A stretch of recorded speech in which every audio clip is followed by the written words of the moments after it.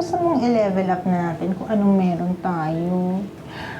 Seryoso na tayo. Tapos, bigyan mo na ako ng baby o kaya ng babies. Alam mo kung ano yung sasagot ko dyan, Becca? Kaya nga ayoko magkaroon ng anak dahil ayoko ng dagdag ng responsibilidad.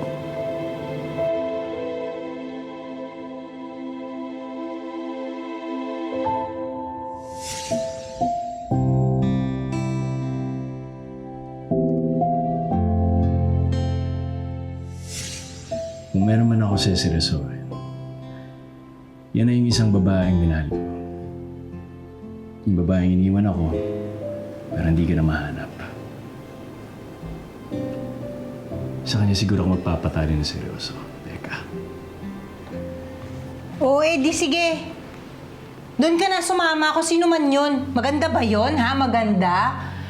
Ha? Kung makapagmalaki ka kala mo naman sinasamba mo ba? Ano yun poon? Maganda siya, Becca. Sexy pa. Kumbaga, hindi lang pangkama. Pang-all around sa lahat ng parte ng bahay. Kaya ako siya nagustuhan. O di doon ka sumama kung sino man yung impactang yan. Kaso, di ba nga, iniwan ka niya, hindi mo na siya makita. Kasi naman huwag mo na kasing hanapin yung hindi ka naman babalikan. Nandito naman ako Ako na lang seryoso ngayon.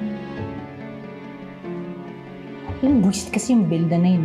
Kung nakuha ko yung 5 million na yun, hindi sana ako ganito. Hindi sana bumili lang ako mga kasama ko sa buhay. Sige naman.